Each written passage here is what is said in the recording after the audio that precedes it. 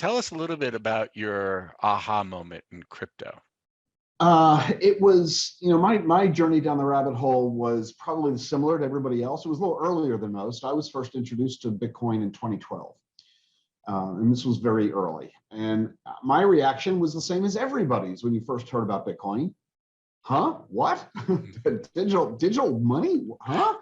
Not issued by a government? It made no sense, like everybody reacts. But unlike most who tended to just dismiss it out of hand as a fad or a fraud or irrelevant, I was intrigued. And I realized that the people who were explaining this to me were smart people and deserved to be listened to. So I jumped down the rabbit hole to learn more. Is this real? What is it? How does it work? Why? What's the point?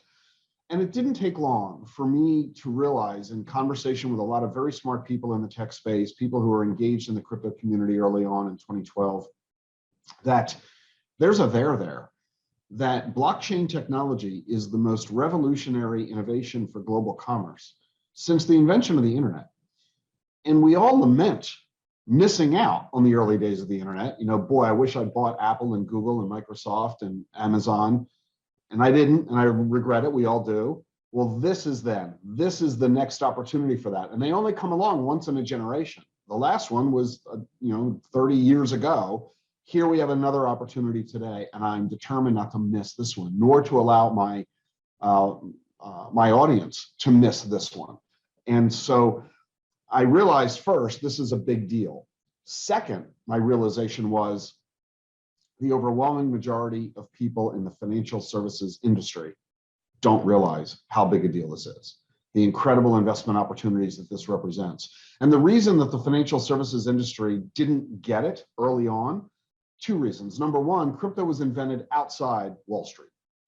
Most innovations in the world of money come from within the financial services sector, but this did not. And therefore, they weren't part of the party in the early days. This party was started and run by techno geeks, and most of them were anarchists. They were building Bitcoin because they hated Wall Street.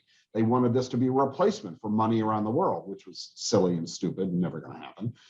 So Wall Street wasn't engaged, wasn't involved. And when you look at Bitcoin's price volatility, it's easy to say that's a fad or a fraud. It's a pump and dump scheme. It's a Ponzi scheme. It's nothing but a bunch of crooks. It's never going to survive.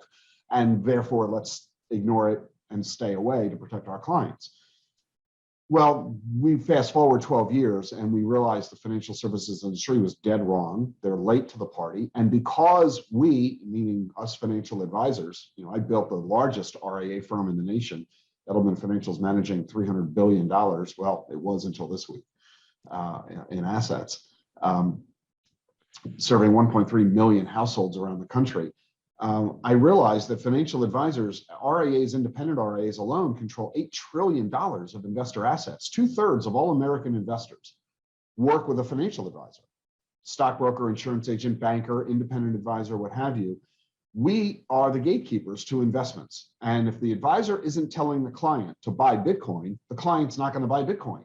And that means investors are missing out on this opportunity. Bitcoin has risen 40 million% since its inception, the best performing asset class in history.